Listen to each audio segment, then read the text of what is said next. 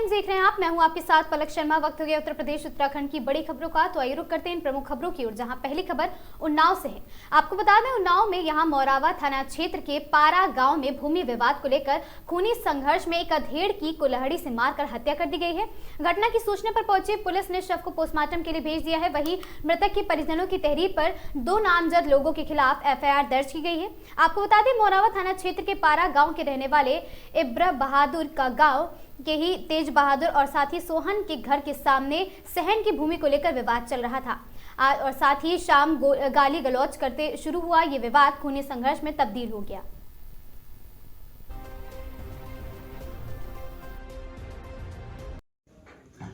आज समय लगभग 4 बजे थाना मोरावा पुलिस को यह सूचना प्राप्त हुई कि ग्राम पारा में एक इंद्र बहादुर पुत्र भगवान दिल, जिनकी उम्र 48 वर्ष थी, उनके साथ में गांव के ही सोहनलाल पुत्र मेढ़ीलाल और तेज बहादुर पुत्र सोहनलाल के द्वारा एक जमीनी प्रकरण को लेकर के मारपीट की घटना कारित की गई है, जिस पर स्थानीय पुलिस द्वारा मौके पर जाकर इंद्र बहादुर को CSC अस्पताल मोरावा ले जाया गया, जहां पर चिकित्सकों द्वारा उनको मृत घोषित कर दिया गया है, जिन पर पंचायतनामा एवं पोस्टमार्टम की कार्रवाई की जा रही है। मृतक के पारिवारिक जनों द्वारा दी गई तहरीर के आधार पर दोनों नामित आरोपियों के विरुद्ध मुकदमा अपराध संख्या 690/2025 धारा 103 BNS के अंतर्गत पंजीकृत कर लिया गया है।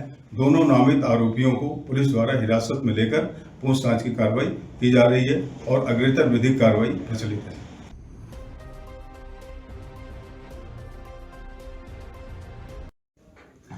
आज समय लगभग 4 बजे थाना मोरावा पुलिस को यह सूचना प्राप्त हुई कि ग्राम पारा में एक इंद्र बहादुर पुत्र भगवान दिल, जिनकी उम्र 48 वर्ष थी, उनके साथ में गांव के ही सोहनलाल पुत्र मेढ़ीलाल और तेज बहादुर पुत्र सोहनलाल के द्वारा। खबर चंदौली से है, जहां सिंचाई विभाग सरकार की मंशा को लगा रहे पलीता। नहरों की साफ सफाई के नाम पर सिंचाई विभाग कर रहे हैं खाना पूर्ति। सिर्फ कागजों में चल रही है नहरों की सफाई। जगह जगह टूटी नहरें सिंचाई विभाग की खोल रही है पोल। टूटी तटबंध से किसान कैसे करेंगे सिंचाई? और साथ ही स्क्रैपिंग के नाम पर सरकारी धन का हो रहा बंदरबाट। कूड़ा और झाड़ियों में पटी है नहर। आधा अधूरा काम हुआ है और साथ ही शिकायत के बाद भी सिंचाई विभाग के अधिकारी है मौन। और साथ ही राइट कर्मनाशा नहर से निकली बहरौड़ी हरौड़ी नहर का मामला पूरा बताया जा रहा है।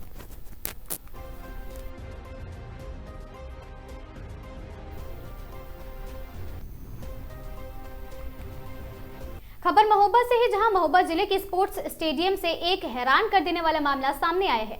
यहां उभरते क्रिकेट खिलाड़ियों ने अस्थायी कोच पर मैदान में खेलने के एवज में अवैध वसूली पर प्रताड़ना के गंभीर आरोप लगाए हैं। खिलाड़ियों का कहना है कि पैसे न देने पर पिच पर पानी भर दिया गया है ताकि वे मैच न खेल सके। न्याय की गुहार लेकर अब आधा सैकड़ा खिलाड़ी जिलाधिकारी की चौखट पर पहुंचे हैं। वीरभूमि महोबा का इकलौता जिला स्पोर्ट्स स्टेडियम आज खेल की जगह विवादों का अखाड़ा बन गया है। शहर के उभरते हुए क्रिकेट खिलाड़ियों ने खेल विभाग के सिस्टम पर भ्रष्टाचार और तानाशाही के गंभीर आरोप लगाए हैं और साथ ही वरिष्ठ खिलाड़ी प्रदीप मिश्रा के नेतृत्व में बड़ी संख्या में क्रिकेटर जिलाधिकारी कार्यालय पर पहुंचे हैं और लिखित शिकायत दी है। खिलाड़ियों का सीधा आरोप है कि स्टेडियम के स्थायी कोच इरफान अंसारी मैदान में खेलने के बदले अवैध रूप से रुपयों की मांग करते हैं। खिलाड़ियों के मुताबिक पूर्व में भी हुई 2 मैचों के लिए भी उनसे 500 रुपए लिए गए हैं। इस बार जब सीनियर और जूनियर खिलाड़ियों के बीच फ्रेंडली मैच होना था तो कोच ने फिर से रुपयों की मांग की और हैरानी की बात तो तब हुई जब खिलाड़ियों ने पैसे देने से मना कर दिया और आरोप है कि इसके बाद जानबूझकर पिच पर पानी भरवा दिया गया ताकि मैच ना हो सके।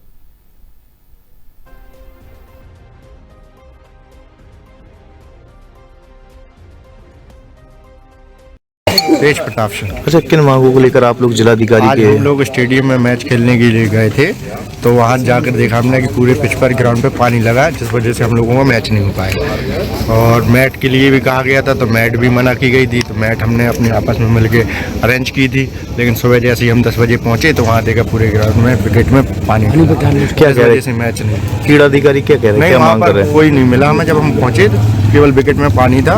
हमारे सीनियरों ने बात की थी मैच के लिए कल शाम को कि हम लोग को खेलना है, तो हम जूनियर्स जितने थे वो गए, तो वहाँ देखा कि पूरी पिच में पानी डाला था, तो मैच होने की संभावना ही नहीं थी। तो हम लोग यहाँ आ गए। फिर क्या चाहते हैं आप लोग? हम लोग ये चाहते हैं कि जैसे हम जब कभी मैच खेलना चाहें तो हम लोग को मैच खेलने के लिए ग्राउंड उपलब्ध कराया जाए। पैसे भी मांगे जाते हैं जी। कितने रुपए? पिछली बार सब लोगों ने 500 रुपये दिए 2 मैचों में, तो कोई रसीद नहीं आई। क्रिकेट खिलाड़ी हैं। स्टेडियम में जो महोबा में और कोई मैदान नहीं है, आज फ्रेंडली मैच बच्चों का आपस में खेलने के लिए प्रस्तावित किया था सभी लड़कों के साथ।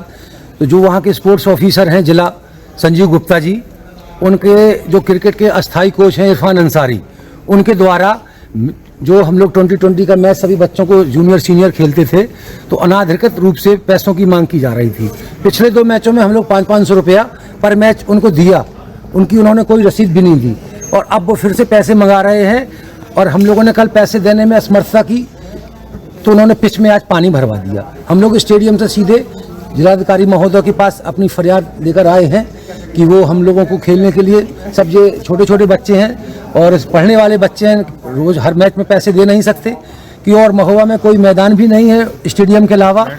और हम लोग ये बच्चे अपनी मैटिंग लेके, अपने स्टंप बैट बॉल लेके खेलने के लिए गए तो मना कर दिया, और पर मैच के लिए बोले अनाधिकृत पैसे लेंगे। और पिछले मैच में जो 2 मैचों में पैसे लिए उसकी कोई रसीद नहीं दी। और मैं जिलाधिकारी महोदय से यह निवेदन करने सभी खिलाड़ी आए थे कि कभी कभी जो मैच खेलने जाते हैं बच्चे, उनको खेलने की जिला क्रीड़ाधिकारी को आदेशित करके स्वीकृति प्रदान करने की कृपा करें। लगभग कितने बच्चे हैं? ये सब हम सब महोबा के जितने भी खिलाड़ी हैं, समस्त क्रिकेट खिलाड़ी जितने, आज 30-40 लड़के हम लोग आपस में फ्रेंडली मैच खेलना था, जिसमें कोई प्रस्तावित कोई भी सरकारी कार्यक्रम स्टेडियम में नहीं था, ना ही कोई रैली थी। आपस में मैच खेलना था, जिससे कल अस्थाई कोच के से कहा गया, तो उन्होंने मना कर दिया कि ना हम अपने मैटिंग देंगे ना स्टंप देंगे। उसके बावजूद भी सभी बच्चों के द्वारा अपने रूप से मैटिंग का इंतजाम करके मैच खेलने को गए, तो उन्होंने पिच में पानी भरवा दिया।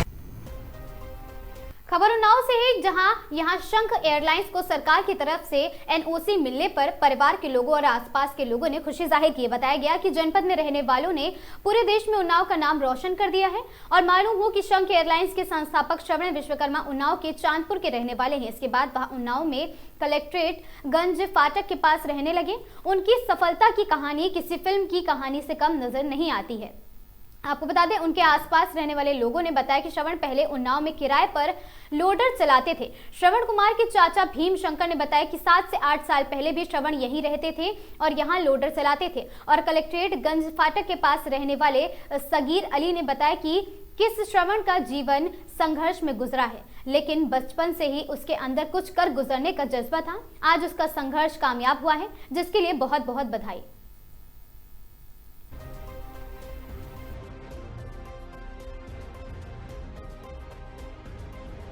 क्या नाम है चाचा आपका? भीम शंकर।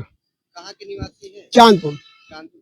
यहाँ पे विश्वकर्मा टेंट हाउस के नाम से दुकान है आपकी। आपके ये जो है भाई के लड़के ने संत एयरलाइंस जो है वो मोदी जी उद्घाटन करने वाले हैं, क्या कहते हैं? कैसे उनका जीवन यहाँ बीता है, क्या रहा है? भाई यहाँ रहते थे, गाड़ी लोडर चलाते थे। कैसा पहले यहाँ से निकले? कम 7-8 साल हो गए। आप लोग को पता चला कि एयरलाइन चालू करने वाले हैं, कैसा लगा आपको? फिर बोलेंगे उल्टा बोले।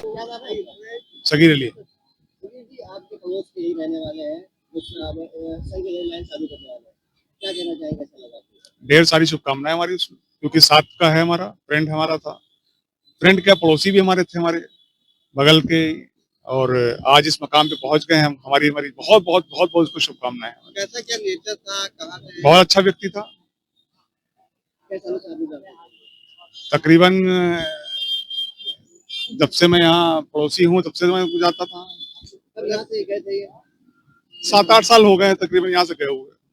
पहले क्या करते थे यहाँ पे? पहले उसका संघर्ष, बहुत जीवन उसका संघर्ष में बीता है। लोडर चलाया है, लोडर के बाद में प्लाटिंग का काम स्टार्ट किया है, फिर फ्लैट बनाने का काम स्टार्ट किया था। उसके अंदर एक जज्बा था कुछ ना कुछ करने दिखाने का। आज इस मकाम पे पहुंचा है, हमें बहुत बहुत शुभकामनाएं उसकी। नहीं, लोडर से सभी का माल आता था, लाता था, जाता था।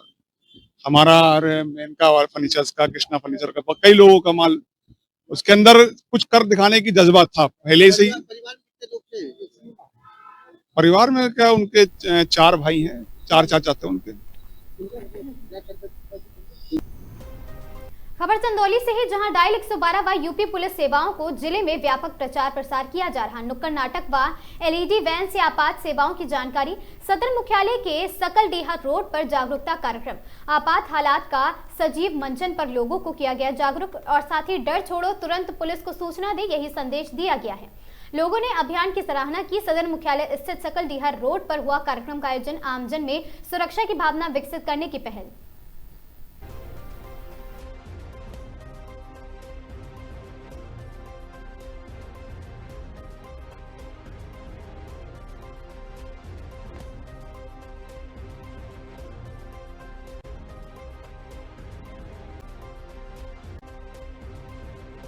इसके बारे में क्या समझा आपने? इसके बारे में ये समझा कि ये एक बहुत ही अच्छा मिशन है, जो कि कोई भी पीड़ित या कोई भी समस्या में फंस जाओ तो 112 का हम लोग लाभ उठा सकते हैं और सही समय पे हम लोग, अगर हमारी घर की महिला अगर कहीं भी फंस जाती है किसी भी टाइम, तो हमारी घर की महिला परेशान होने की जरूरत नहीं है। वो 112 मिलाकर वो अपने घर सही सलामत पहुंच सकती है और ये बहुत ही अच्छा मिशन चलाया जा रहा है। इसके लिए सरकार की तरफ मैं सरकार को बहुत बहुत धन्यवाद करना चाहता हूँ। किया गया था, इसका क्या उद्देश्य? इसका ये उद्देश्य है कि जितना हम लोग पब्लिक को जागरूक करें, क्योंकि कहीं कहीं ऐसी समस्या आ जा रहा है, कहीं घटना हो जा रहा है, कहीं रोड एक्सीडेंट हो जा रहा है, तो वो लोग जो है डर के मारे 112 पे कॉल नहीं कर पा रहे हैं, न उनकी मदद कर पा रहे हैं। उन भी लोग को जागरूक करना है कि ऐसा कोई समस्या नहीं है कि अगर आप मदद करेंगे तो आपको पुलिस परेशान करेगी, चाहे आपके घर जाएगी। यही उनके दिल से ये सब डर निकालना है। कभी कभी देखते हैं कि एक्सीडेंट इतना भयंकर हो जाता है और इस डर के मारे वो लोग उनकी मदद नहीं कर पाते हैं और न उनको कोई नजदीकी अस्पताल में ले जाके एडमिट करवाते हैं, सिर्फ डर के मारे। इसलिए उनका डर निकालना बहुत जरूरी है। इसलिए हम लोग हर जगह जाके एलईडी के माध्यम से, प्रचार प्रसार के माध्यम से उनको बताया जा रहा है कि ऐसा कोई बात नहीं है, आप पुलिस की मदद करिए, 112 पे फोन करिए, लगाइए, जो भी पीड़ित व्यक्ति है उनकी मदद करिए। और यही प्रचार प्रसार हम लोग कर रहे हैं कि ताकि जितने हमारे लोग हैं उन समझे और उनको मतलब हेल्प करें, डरे ना इस चीज से। इटावा के एकदिल थाना क्षेत्र के अंतर्गत NH-19 पर तेज रफ्तार कार ने बाइक सवार को पीछे से जोरदार टक्कर मार दी। बाइक सवार हुए गंभीर रूप से घायल। बाइक सवार बकेवर से इटावा जा रहे थे। मौके पर पहुंची डायल 112 और हाईवे 5 ने घायलों को एम्बुलेंस के द्वारा इटावा जिला अस्पताल भेजा गया है।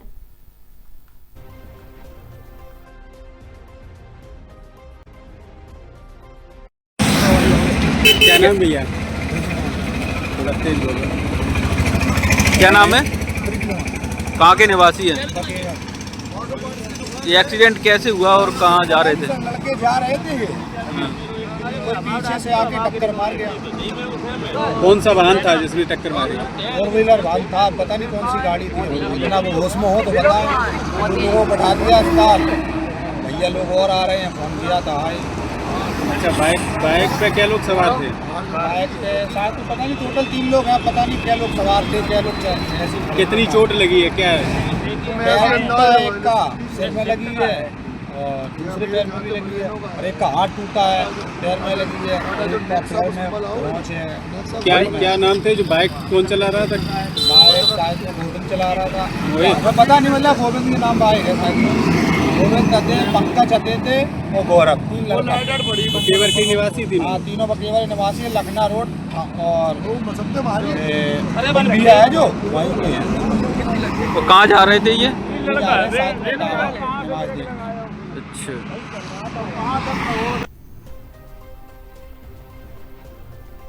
खबर सीतापुर से है, जहां रिश्तों को शर्मसार करने वाली घटना, नाबालिग भतीजे से चाचा ने किया दुष्कर्म। पीड़ित की मां ने की शिकायत, पुलिस ने जांच पड़ताल की है शुरू। हिरासत में लिया गया आरोपी चाचा। जनपद की बिस्वा थाना क्षेत्र का पूरा मामला।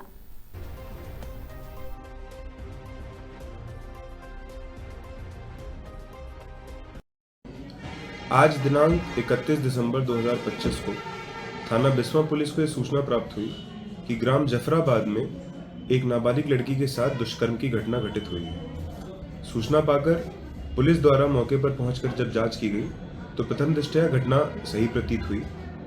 इस प्रकरण में अभियुक्त पीड़िता का संबंधी है। उक्त घटना के क्रम में पीड़िता की मां द्वारा थाना स्थानीय पर तहरीर दी गई है, जिसके आधार पर सुसंगत धाराओं में अभियुक्त पंजीकृत कर विधिक कार्रवाई की जा रही है। अभियुक्त पुलिस की हिरासत में है व उसकी गिरफ्तारी कर सारी विधिक प्रक्रिया का पालन करते हुए अभियुक्त का चालान कर उसको माननीय न्यायालय के समक्ष प्रेषित किया जा रहा है। खबर नैनीताल से है, जहां नैनीताल के बीटी पांडे अस्पताल परिसर के शॉर्ट सर्किट के चलते भीषण आग लग गई है और आग लगने से पुराने गोदाम जलकर खाक हो गए हैं। आग की चपेट में आने से करीब आधा दर्जन दोपहिया वाहन जलकर खाक हो गए। लोगों के द्वारा आग लगने की सूचना दमकल विभाग को दी गई। जब दमकल कर्मी मौके पर पहुंचे तब तक 3 स्कूटी 3 मोटरसाइकिल समेत टिन का गोदाम जलकर खाक हो गया था। गनीमत रही कि समय रहते आग पर नियंत्रण पा लिया गया तो बड़ा हादसा होने से टल गया है। ताकि ये बिजली के ऊपर से जो बिजली की लाइन जा रही है, इसमें तेज हवा भी चल रही है। 2-3 दिन से शायद इसमें शॉर्ट सर्किट हो सकता है। और यहाँ पर जो ये गैराज था, पुराने समय में यहाँ बीटी पांडे हॉस्पिटल के गाड़ियाँ खड़ी रहती थी। फिलहाल इसमें कोई भी आदमी नहीं रहता है, कोई किसी प्रकार जन इसमें नहीं रहते हैं। और इसके आगे से जो 6 बाइकें खड़ी थी, जिसमें 3 स्कूटियाँ 3 बाइकें थी जो जल गई हैं। खबर नैनीताल से है, जहां 31 और नए साल के जश्न को लेकर पर्यटन नगरी नैनीताल पूरी तरह सज चुकी है। भारी संख्या में सैलानियों के पहुंचने की संभावना को देखते हुए पुलिस प्रशासन ने सुरक्षा और यातायात व्यवस्था को लेकर कड़े इंतजाम किए हैं। नैनीताल पुलिस ने शांति और सुरक्षा बनाए रखने के लिए बाहर से आने वाले सैलानियों से विशेष अपील की है। वहीं बाहरी राज्यों से आने वाले सैलानी केवल होटल बुकिंग के साथ ही नैनीताल पहुँच सकते हैं। पुलिस के अनुसार जिन सैलानियों की होटल बुकिंग होगी उन्हें ही नैनीताल शहर में प्रवेश की अनुमति दी जाएगी। इसके साथ ही नैनीताल में दोपहिया वाहनों का प्रवेश पूर्णतः प्रतिबंधित कर दिया गया है। दोपहिया वाहन सवार काला ढूंगी और साथ ही हल्द्वानी में निर्धारित पार्किंग स्थलों पर अपने वाहन खड़े कर बस या फिर शटल सेवा के माध्यम से नैनीताल पहुंच सकेंगे। और साथ ही आपको बता दें, चेकिंग अभियान भी चलाया जा रहा है।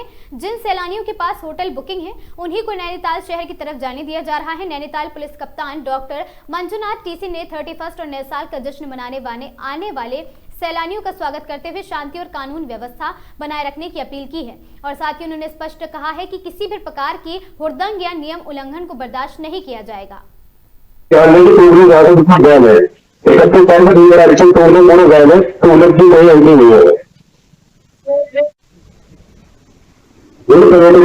पार्किंग वाला होटल बुक है, वही गाड़ी जाएगी जिनके डॉक्यूमेंट चेक कर लेना, डॉक्यूमेंट चेक कर लेना, जिनका होटल वाली पार्किंग होगी वही जाएगा नैनीताल। इसकी नैनीताल की बुकिंग है वही जाएगा। और बाइक वाले ये नोट कर लेंगे, बाइक ये बिल्कुल अलाउ नहीं है। बाइकों के लिए है, बाइक नैनीताल नहीं जाएगी। बाइक वाले लोग अपनी बाइक यहाँ पार्किंग में खरीद करके यहाँ बस में या तो टैक्सी सर्विस है उससे जा सकते हैं, लेकिन बाइकों की एंट्री अभी बंद है। नमस्कार, सरोवर नगरी नैनीताल में आप सभी यात्रियों का एवं श्रद्धालुओं का स्वागत है। इस आने वाले दिसंबर 31 एवं जनवरी 2026 का न्यू ईयर का पहला हफ्ते के परिप्रेक्ष्य में भारत वर्ष से भारी संख्या में श्रद्धालुओं का एवं यात्रियों का नैनीताल जनपद में आगमन होता है।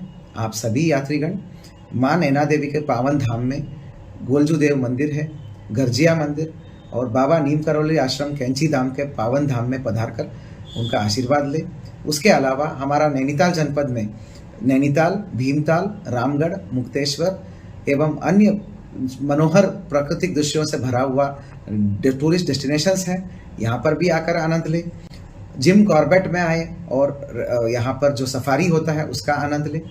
आप सभी श्रद्धालुओं को हमारा पुलिस, जनपद उत्तराखंड पुलिस, नैनीताल पुलिस एवं पुलिस प्रशासन से आवश्यक पुलिस प्रबंधन और एवं व्यवस्थाओं का प्रबंधन किया जा चुका है। आप सभी लोग यहाँ पर आने से पहले नैनीताल पुलिस की पेज पर और एवं DIPR के पेज पर जो भी निर्देश है और ट्रैफिक प्लान है उन सब का भली भांति अवगत होकर आ जाए और ट्रैफिक नियमों का पालन करें। मेरा अपील एवं अनुरोध रहता है श्रद्धालुओं से कि कृपया नैनीताल जनपद में जब इतना पीक टूरिस्ट सीजन में जब आते हैं तो आप यातायात नियमों का पालन करें, शराब का सेवन करके गाड़ी को ना चलाएं और शराब की नशे में या किसी भी नशीला वस्तुओं को सेवन करके रोडों पर, सड़कों पर हुड़दंग ना मचाएं। सभी को सकुशल और एक तरीके से सुगम यातायात और सुगम पर्यटन कराना हमारा जिम्मेदारी है। आप भी सुगम तरीके से पर्यटन करिए और सबको भी पर्यटन करने दीजिए, यही हमारा अपील है। Thank you. नैनीताल पुलिस आपके जनपद भ्रमण को लेकर काफ़ी उत्सुक है। यहाँ पर काफ़ी तैयारियाँ की गई हैं पुलिस के द्वारा, क्योंकि इस बीच में काफ़ी संख्या पे यहाँ पे पर्यटक आएंगे। उसके लिए ट्रैफिक प्लान पुलिस ने ऑलरेडी जारी कर दिया गया। आप हमारे सोशल मीडिया पेजेस को फॉलो कर लें। जो प्लान है वो इस प्रकार है कि पूरे जनपद में 2 जगह से एंट्री होगी। एक कॉरिडोर जो हमारा रामनगर वाला है सर्किट है, उसमें आप अगर दिल्ली की ओर से, देहरादून की ओर से आ रहे हैं तो जनपद में एंट्री करने से पहले दोराहे से फिल्टर किया जाएगा और उसके बाद आप रामनगर और नैनीताल की ओर को वहाँ से आ सकते हैं। जिन्हें कैंची धाम, नैनीताल और मुक्तेश्वर और अल्मोड़ा के लिए जाना है वो लोग बाया रुद्रपुर होते हुए और लालकुआ से एंट्री लेते हुए गोलापार होते हुए भीमताल आएंगे और उसके बाद खुटानी से होते हुए अन्य जनपदों को जाएंगे। जिन्हें कैंची धाम जाना है वो शटल का इस्तेमाल करेंगे। भीमताल में हमारी शटल सेवा है, वहाँ से आप शटल के माध्यम से कैंची धाम जाएंगे। जो जोलीकोट की ओर से जिनकी एंट्री होगी, नैनीताल से जो कैंची धाम के लिए आएंगे वो लोग सैनिटोरियम पे अपनी गाड़ियां पार्क करेंगे और वहां से ही आगे शटल के माध्यम से कैंची धाम के दर्शन कर पाएंगे। इसी ढंग से नैनीताल में चूंकि पार्किंग बहुत कम है, आउटर एरियाज में रूसी 1 और रूसी 2 2 डेजिग्नेट पार्किंग है, उन जगहों पे आपकी गाड़ियां पार्क होंगी और वहां से शटल के माध्यम से आपको भेजा जाएगा। तमाम इन जगहों पे हमारे पुलिसकर्मी तैनात हैं जो आपकी सेवा और सुविधा के लिए हैं। इन जगह पे अलग अलग डेस्टिनेशंस के लिए अलग अलग रंगों के जो स्टिकर्स हैं वो चिपकाए जा रहे हैं। आप सभी से अनुरोध है और ये अपील बार बार की जा रही है हमारे द्वारा कि आप सहयोग करें और अच्छी व्यवस्था बनाने में हमारी मदद करें।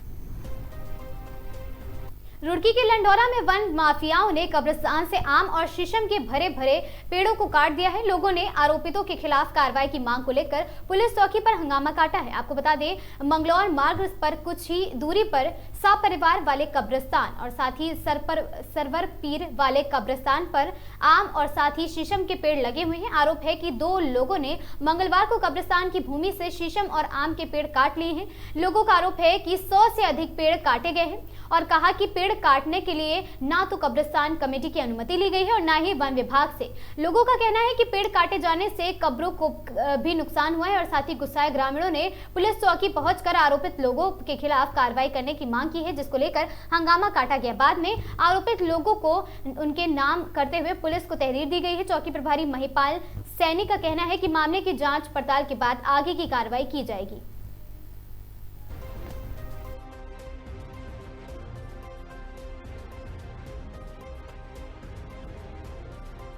मैं शमशेर और मैं रहने वाला लंडौरा का वार्ड नंबर 2 का हूँ। ये जो देखिए जी, मैं भट्टे से आ रहा था काम करके और खास करके मेरा काम जो इस कब्रिस्तान में कब्र खोदने का मैं करता हूँ। तो आज मैंने देखा तो इन्होंने मशीन चला रखी, उसकी पेड़ों की कटाई तो इन्होंने रात के टाइम करते हैं। ये फजर के टाइम से पहले मोटा माल उठा के भाग जाते हैं यहाँ से ट्रैक्टर में लेके। जो पत्ते जमोला भी जड़ फाड़ने आते तो इन्होंने सारी कब्र फाड़ दी। कब्र में से कफन भी बाहर निकला पड़ा और जगह आपने देखा हो बरगा भी बाहर निकला पड़ा। और मैंने कहा तो ये कहने लगे, जो इरफान नाम का शख्स व्यक्ति है वो मुझे कहने लगा कि तेरे पे जो होता है कर ले। जब भी मैंने कुछ बंदों में फोन मारा, यहाँ पे भीड़ इकट्ठा करी, उस टाइम पे उन्होंने जेसीबी भगवा दी। वो फिर इधर से पीछे जंगल से निकल रास्ते निकल गए, चुपके में जाके बैठ गया। 100 नंबर पे फोन करा इसने और 100 नंबर पे भी माने मैं लंडौरे का रहने वाला हूँ। हमारे हल्के में पड़ता है कब्रिस्तान। अब यहाँ मैटर ये हुआ, यहाँ 1-2 दिन से कुछ माफिया लोग पेड़ों की कटाई कर रहे थे। चलो पेड़ों की कटाई तक भी ठीक है, हमें लगा हो सकता है कमेटी के अंतर्गत हो रहा हो, परमिशन ली हो। तो अब आज जो है वो आए यहाँ पे जड़ें निकालने के लिए, जेसीबी चलाई इन्होंने कब्रिस्तान के अंदर। तो जब जड़ें निकाल रहे थे तो उन्होंने बहुत सारी कब्रों को भी हानि पहुंचाई और यहाँ तक के बिना परमिशन के पेड़ काट दिए। इसमें आम के पेड़ थे, जिसमें के इसमें जमोए के पेड़ थे, बहुत सारे शीशम के पेड़ थे, कीमती पेड़, जो कि 100 से ज़्यादा पेड़ थे। यहाँ सभी लोगों को पता, भी पूरे कस्बे को पता है यहाँ कितने पेड़ थे। उसके बाद इन्होंने किसी प्रशासन से कोई अनुमति नहीं ली पेड़ काटने की, ना कोई कमेटी बनाई, ना कोई इन्होंने कस्बे वालों से कोई जिम्मेदार आदमी, चेयरमैन की सभासद से कोई इन्होंने वो नहीं करी, किसी तरह की कोई अनुमति नहीं ली, जिससे कब्रों को भी नुकसान हुआ और पर्यावरण को भी नुकसान हुआ।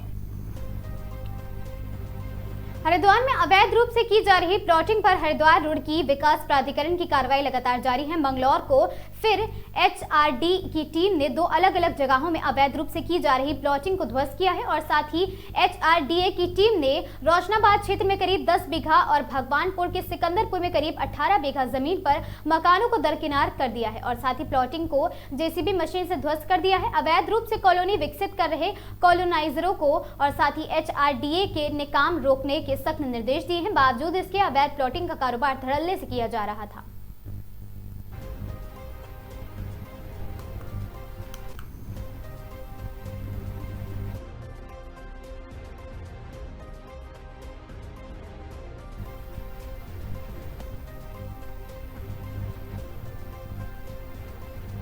खबर हरिद्वार से है, जहां धर्म नगरी हरिद्वार के थाना सिडकुल और कोतवाली नगर पुलिस ने ऑपरेशन रिकवरी के तहत बड़ी कामयाबी हासिल की है। CEIR पोर्टल की मदद से पुलिस ने कुल 138 खोए हुए मोबाइल फोन बरामद किए हैं, जिनकी अनुमानित बाजार कीमत लगभग 34 लाख रुपए से ज्यादा बताई जा रही है। इनमें 126 मोबाइल थाना सिडकुल और 12 मोबाइल कोतवाली नगर पुलिस द्वारा रिकवर किए गए हैं। मोबाइल वापस पाकर पीड़ितों के चेहरे पर फिर से मुस्कान लौट आई है। SSP प्रमेंद्र सिंह डोभाल के नेतृत्व में चल रही यह मुहिम लगातार सफल हो रही है और आम जनता के बीच हरिद्वार पुलिस की सराहना भी बढ़ रही है।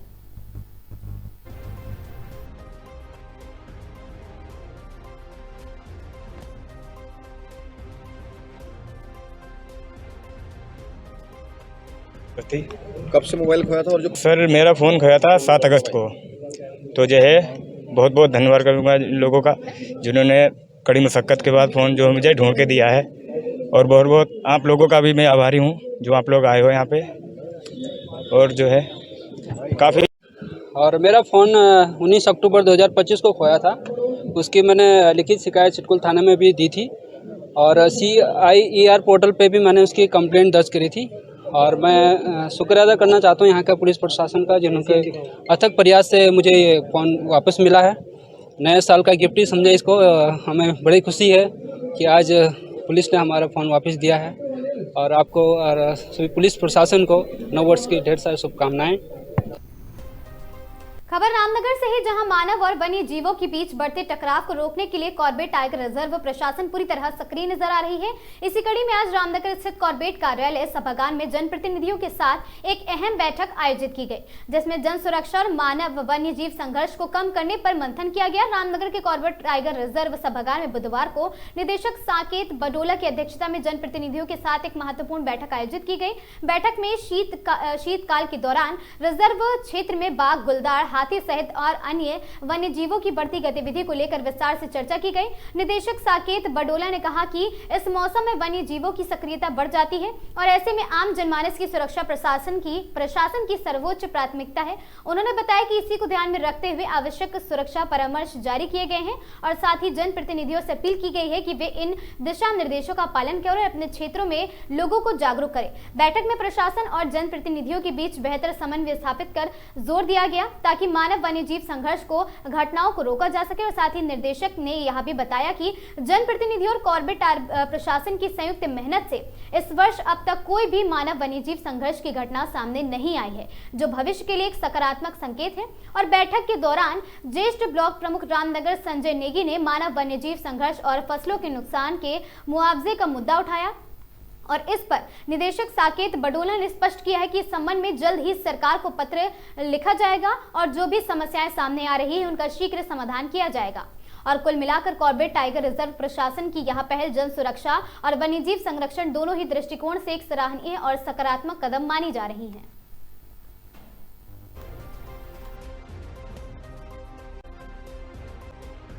आयोजन किया गया तो किस प्रकार की बैठक थी और क्या इसका मुख्य उद्देश्य रहा? देखिए, हमें पता है कि कुछ समय पूर्व ही जो त्रिस्तरीय पंचायत चुनाव थे वो संपन्न हुए हैं। हमारे यहाँ जनप्रतिनिधि जो नए चुन के आए हैं उनका एक अभिमुखीकरण कार्यक्रम आज कॉर्बेट टाइगर रिजर्व में बनाया गया, जो कि जो माननीय मुख्यमंत्री जी के जो निर्देश हैं कि जनता को कैसे जनता के द्वार पर पहुंच के हम अपनी समस्याओं के बारे में या हमारी जो कार्य उनके बारे में समस्या उनसे सुने और जो हम कर रहे हैं उसके बारे में उनको बताएं। इसी के क्रम में आज एक बैठक यहाँ पर माननीय विधायक जी जो है उनकी अध्यक्षता में की गई थी, जिसमें जो हमारे सम्मानित जनप्रतिनिधि हैं उनको आमंत्रित किया गया था। उनको कॉर्बेट टाइगर रिजर्व द्वारा जो विभिन्न कार्यक्रम किए जा रहे हैं और स्पेशली जो ह्यूमन वाइल्ड लाइफ कॉन्फ्लिक्ट को कम करने के जो कार्यक्रम किए जा रहे हैं उनके बारे में विस्तृत जानकारी दी गई और साथ ही उसमें जन सहयोग को बढ़ाने के लिए हमारे जो प्रयास किए जा रहे हैं उसमें उनकी सहायता या उनकी सहभागिता को आमंत्रित करने के लिए भी उनसे अपील की गई। देखिए, आज एक बहुत महत्वपूर्ण बैठक थी जिसमें कॉर्बेट के डायरेक्टर साहब और सारे डिपोज, रेंजर्स और फॉरेस्ट के अधिकारीगण, कर्मचारीगण सभी लोग थे और हमारे क्षेत्र पंचायत सदस्यगण, विधायक, ग्राम प्रधानगण, विधायक जी और ब्लॉक प्रमुख और ज्येष्ठ प्रमुख, कनिष्ठ प्रमुख, हम सब लोग इसमें थे। और ये महत्वपूर्ण बैठक इसलिए रखी गई थी कि इसमें जो मानव वन्य जीव संघर्ष लगातार बढ़ता जा रहा है उसको लेकर कैसे जो है बचाव किया जाए और किस तरीके से लोगों को समझा बुझाकर इसके प्रति जो है जागरूक किया जाए कि मानव वन्य जीव संघर्ष को कैसे रोका जाए। तो इसी को लेकर ये बैठक थी और इसमें बहुत अच्छे सुझाव मिले और जो खामियां थी उन खामियों को हमने उजागर किया और डॉक्टर साहब को हमने बताया, डीएफओ साहब को हमने बताया कि ये खामियां गाँव में है। फसलों का मुआवजा ग्रामीणों को न मिलना था, समय से 2 साल से जो है फसलों का मुआवजा नहीं मिला है, तो उससे लोग आक्रोशित हैं। दूसरा, जो जंगल जाने से बिल्कुल जो अधिकारीगण हैं वो गांव वालों को टारगेट करके जो है उनको रोकते हैं। तो हमने इसमें कहा कि उनको जो है या तो वैकल्पिक व्यवस्था की जाए, क्योंकि ये 2 महीना जो होता है सेंसिटिव महीना होता है। इस समय जो मानव वन्य जीव होता है वो बहुत एग्रेसिव होता है, तो उसके टकराव को रोकने के लिए उनके लिए चारे की व्यवस्था और जो है उनके लकड़ी की व्यवस्था उनके घर पे ही की। हम लगातार हर बैठक में, फॉरेस्ट के हर बैठक में कहते हैं कि जो सड़क किनारे झाड़ियाँ हैं उन झाड़ियों को जो है कटवाया जाए, वो जिसके भी एरिया में आता है उसको कटवाया जाए, क्योंकि जितने भी जंगली जानवर हैं उसमें छुपकर वार कर सकते हैं। तो उसके लिए बार बार देखने को मिलता है कि जो सड़क के किनारे झाड़ियाँ होती है, PWD वाले कहते हैं भाई फॉरेस्ट का एरिया है, फॉरेस्ट वाले इसे कटवाएं, और जो फॉरेस्ट वाले होते हैं वो कहते हैं कि इसे PWD वाले कटवाएं। तो उसमें सारा मामला उलझा रहता है। तो उसके लिए भी हमने कहा कि सामंजस्य बनाकर झाड़ी को कटाव बहुत आवश्यक है। उत्तर प्रदेश उत्तराखंड की इन तमाम खबरों में आज के लिए बस इतना ही। ऐसी खबरों से लगातार जुड़े रहने के लिए बने रहें हमारे साथ और देखते रहें आगाज टाइम्स।